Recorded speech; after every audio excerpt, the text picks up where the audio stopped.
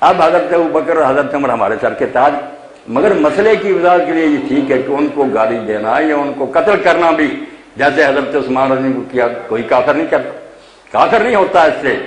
حضرت ابوبکر آپ مسئلے کو حد تک رکھا کریں، گالی دینا یا قتل کرنا گناہ ہی بنتا ہے، گناہ کبیرہ کہہ رہے، مگر کفر نہیں۔ کفر تو نام ہے کہ رسول اللہ کا انکار کر دے، کوئی نامراد یہ کہہ جس کو میں نبی مانتا تھا اب نہیں مانا، کافر ہو گیا، اسلام سے نکل گیا۔ ورنہ حضرت عثمان رضی کے خلاف جو لوگ اٹھے زبانی بھی نہیں برا بڑا قتل کر دیے، آج تک بچہ ان کو کوئی کافر نہیں کہتا، یہی کہتے ہیں فاسق ہے، گناہ گار ہے، زیادتی کیوں نہ۔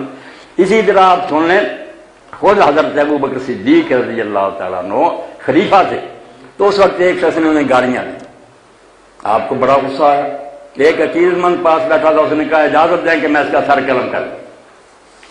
اتنے میں وہ شخص اٹھ کر چلا گیا، حضرت ابوبکر اپنا غصہ ٹھیک ہے، اور بعد میں اس سے پوچھا یار تو یہ پوچھتا تھا اگر میں اجازت دیتا تو قتل کر دیتا؟ اس نے کہا ہاں، میں نے کوئی قتل تو نہیں دیتا، میں اسی لیے میں غصہ پی گیا۔ بے وقوفو، شریعت کی حدود کا خیال رکھو، سوائے محمد رسول اللہ صلی اللہ علیہ وسلم کے کسی کا مقام نہیں کہ اس کو کوئی شخص گالی دے تو قتل کے لائے۔ یہ صحیح حدیث نکال کر دیکھ رہے، انہوں نے کہا میں یا رسول ہوں کہ مجھے گالی دے دی؟ حضرت علی کو خارجی گالیاں دیتے تھے لوگ، آ کر فرماتے یار درگزر کرو تو ٹھیک ہے، ورنہ برابر کی گالی دے لو، میں قتل کس بنیاد پر کروں؟ مجھ کو اگر گالیاں دیتے برا کرتے، مگر کافر تو نہیں ہوتے نا۔ وہ سارے بڑے اچھے مسلمان تھے، نمازی تھے۔ آپ مسئلے کو حد کے اندر رکھیں کہ جو برا کہتا وہ بھی میں اور آپ برا کہیں گے لعنتی ہو جائے گی، کیونکہ ہم ان کو صحابی مانتے ہیں، نیک ماننے کے بعد۔ مگر جو بچہ صحابی نہیں مانتی، ان کو ایسا مواد ملا وہ کہتے ہیں نہیں توبہ دو حضور کے ساتھ تھے، مگر اسی طرح سے جیسے عبداللہ بن ابی، ناراض نہ وہ کہتے ہیں بہت سے لوگ تھے آپ کے، مگر وہ دل سے نہیں۔ اب وہ مواد بھی آپ پڑھیں نا، کیا کریں؟ جو شیعہ گھر میں پیدا ہوتا وہ کتابیں پڑھتا رہو، واقعات پڑھتا ہو، برا نہ کہتے اور کیا کریں؟ آپ بھی پڑھ رہے، آپ بھی اللہ گواہ، اگر رائی برابر بھی آپ کو شبہ ہو گیا نا کہ یہ باتیں صحیح، آپ نے بھی لعنت کر دینی۔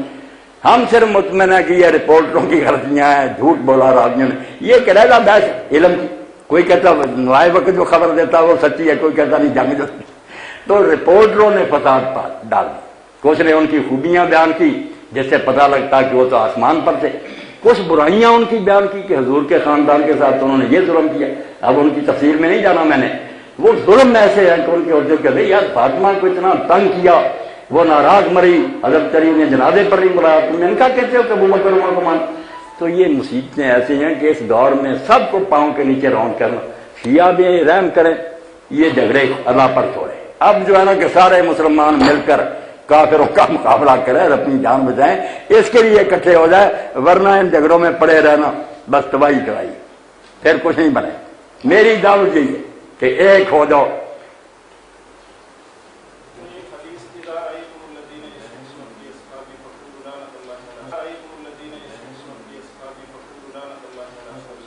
یہ بھی نہیں نا صحیح بیٹا، آپ آئے دکھائیں گے کہ سلسلۃ الاحادیث الضعیفہ والموضوعہ، علامہ البانی صاحب خود مانتے کہ یہ ساری ترمذی میں بھی نکال کر دیکھ لیں کوئی نہیں صحیح۔ اسی لیے حضرت عثمان رضی کے بارے میں ترمذی میں آتا، کئی لوگ سناتے ہیں کہ حضور نے جنازہ نہ پڑھا تو لوگوں نے کہا یا رسول اللہ آپ نے تو کسی کا جنازہ پڑھنے سے انکار نہیں کیا، فرمایا اس لیے نہیں پڑھا کہ یہ حضرت عثمان سے بغض رکھتا تھا۔ اب وہیں امام ترمذی نے بتایا کہ یہ روایت صحیح نہیں، یعنی ویلڈ۔ یہ غیر صحیح روایتوں نے ہمیں بہت نا متاثر بنا دیا، ہم ادھر ہو گیا کہ ادھر ہو گیا۔ ان سے جان چھڑائیں، صحیح حدیثوں کی طرف آئیں، انشاءاللہ اکٹھے ہو جائیں گے، بہت قریب آ جائیں گے۔ اپنے اپنے خیال پر بھی رہیں گے تو کوئی نہیں، آپ یقین جانیں جنت بہت وسیع ہے، اللہ کا فضل بڑا ہے، اور رسول اللہ کا بڑا حوصلہ آپ سب کو اپنے دامن میں لے لیں گے کہ میرے ہی نام لیوا سے دو یار ان کو ملا تھا، اس پر بیچارے چل رہے تھے، کیوں ان کو جہنم بھیجا ہے؟ نیتیں نیک کریں، نیت صحیح ہونی چاہیے، پھر ٹھیک ہی ٹھیک ہے جی۔ یہ کیا تھا دیکھ رہے نا سوال، اب شروع سے آ گیا۔ اہل تشیع حضرات سے کھانا پینا جائز ہے، اور اہل تشیع مرد کا اہل حدیث عورت سے نکاح جائز ہے، ان کی مجالس سننا، ان کے مذہبی پروگرام میں جانا کہاں تک جائز ہے۔ آخری جو بات ہے یہ تو صاحب بات ہے کہ جب ہم ان کی باتوں کو نہیں صحیح سمجھے تو کیوں جائیں ان کی مجلسوں میں خواہ مخواہ اپنا ذہن خراب کرنے کے لیے، اور دل خراب نہ جائیں آپ۔ باقی پہلی باتیں جو نا کھانا یہ اہل تشیع تو اہل اسلام ہے، اللہ کے رسول نے خیبر فتح ہونے پر یہودیوں کی دعوت نہیں قبول کی، اس زینب نے زہر بھی ملا دیا اس کھانے میں، مگر حضور نے کھانا کھایا۔ حالانکہ نبی علیہ السلام کو پتا تھا یہ سودی کاروبار بھی کرتے ہیں، یہ شراب بھی بیچتے ہیں، مگر کہا ہم ان کی غلط ہوگی جن کے لیے میری تو دعوت کر رہے ہیں۔ تو اس لیے کھانے پر آپ نہ سوچا کریں۔ میں آپ کو یہ دین کی بات بتا رہا ہوں، آپ چین جائیں، ملائیشیا جائیں، یورپ جائیں، سوائے گوشت کے نا آپ سب کھانے کھا سکتے ہیں۔ ہندو پکائے میرے سامنے، عیسائی پکائے اپنے برتن میں پکائے، اس میں شراب اور بری چیز نہ ملائے، دین کے مطابق حلال کھانا ہو میں کھاؤں۔ میں گاؤں میں جاتا ہوں ان کے شادیوں میں شامل ہو دو، عیسائی بندے بلاتے، وہ انسان ہے، آدم علیہ السلام کی اولاد ہے، کھانا کسی کا ناجائز نہیں۔ یہ جو ہے نا کہ اس کا ہاتھ لگ گیا یہ برتن، یہ برشت کا تصور ہندوؤں سے آیا کہ ہاتھ لگنے سے کوئی چیز پڑی ہے، کوئی نہیں۔ ہمیں یہ بتا دیا گیا کہ یہ حلال ہے، یہ حرام۔ معاذ اللہ اگر امام کعبہ بھی حرام چیز پکائے ہم نہیں کھا سکتے، اور حلال چیز ہندو پکائے ہم کھائیں گے۔ اس لیے کھانا کھائیں آپ، اور نکاح بھی سب کا ٹھیک ہے۔ اہل حدیث لڑکی کا شیعہ کے ساتھ ٹھیک ہے، شیعہ کا کل ایک اہل حدیث عالم مجھے پوچھ رہے تھے کہ آپ نے فرمایا کہ حدیث پاک ابو داؤد میں آتی ایک شیعہ مرنے لگا۔ اب شیعہ بھی ایسا تھا کہ اس سے شاید برا پیدا ہی نہ ہوا، حارث القذاب، اس کو ہم قذاب کہتے، اتنا جھوٹا راوی ہے۔ امام مسلم کہتے ہیں لوگوں نے ان سے سنا کہ وہی تو قرآن کے علاوہ اور بھی تھی، حدیثیں لینی چھوڑ دی۔ مگر جب وہ مرنے لگا نا اتنا علانیہ، وہ وصیت کر گیا کہ میری نماز جنازہ کوفہ کے گورنر صحابی رسول حضرت عبداللہ ختمی پڑھائے، انہوں نے اس کا غسل کفن کیا، جب نماز پڑھائی لحد میں خود اتارا اور یہ کہا کہ سنت طریقہ یہ کہا ہی نہیں کہ یہ تو یار شیعہ تھا۔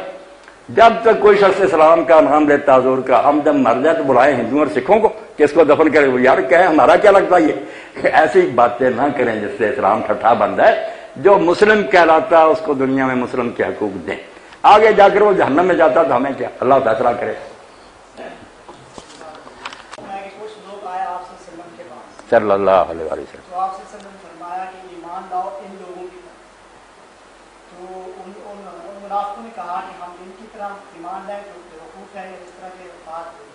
تو اسی دوران اللہ تعالیٰ نے جو جواب دیا وہ یہ ہے کہ بیوقوف یہ نہیں ہے، بیوقوف آپ ہو۔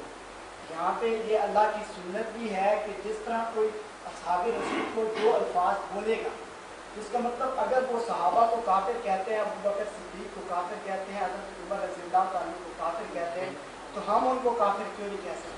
اس کا بعد یہ آیت جو ہے نا بیٹا سورہ بقرہ کی، اس کا تو پھر انشاءاللہ کبھی موقع ملے گا نا کہ آنو میں نو اس بات کریں۔ آپ یہ سمجھ لیں کہ کسی کو کوئی شخص کافر کہتا نا، اس کی دو صورتیں۔ امام بخاری نے اپنی کتاب الادب میں نا چیپٹر باندھے دو جس سے مسئلہ حل ہوا۔ ایک طرف تو آتا ہے کہ جو کسی کو کافر کہے اگر وہ کافر نہیں تو کہنے والا کافر ہو گیا، دوسری طرف آتا ہے کہ صحابہ رسول نے ایک دوسرے کو منافق کہا۔ حضرت عمر نے حاطب بن ابی بلتع کو، جو بدری تھے، انہوں نے کفار مکہ کو خط لکھ لیا خفیہ، وہ پکڑے گئے، آپ حضرت عمر نے کہا اس منافق کو قتل کریں۔ منافق کہا بدری صحابی کو، مگر حضرت عمر کافر نہ ہوئے۔ اسی طرح سعد بن عبادہ نے ایک موقع پر عبداللہ بن ابی کی حمایت کر دی، حضرت عائشہ پر بہتان، وہاں بھی منافق کا۔ تو امام پھر دوسرا چیپٹر لکھتے ہیں کہ جو تعویل سے کافر کہے گا نا کہ اسے کوئی مغالطہ لگا ہوا، وہ نہیں کافر ہوگا۔ میں حضرت ابوبکر کو مومن سمجھوں، میں کافر کہوں تو پھر کافر ہو ہی جاؤں گا کہ مومن کو کافر کہہ رہا ہوں۔ اور جو بیچارہ سمجھتا ہی ہے کہ وہ مومن نہیں، اس کا کیا کیا؟ وہ دوسرا باب امام بخاری کا پڑھنا کہ ایک بلا تعویل کافر کہتا ہے، کوئی بہانہ نہیں، خام خواہ ایک کوئی نہ کوئی عذر ہے، بے شک جھوٹا ہے مگر اس کو وہ غلط فہمی ہے، وہ نہیں کافر ہوتا۔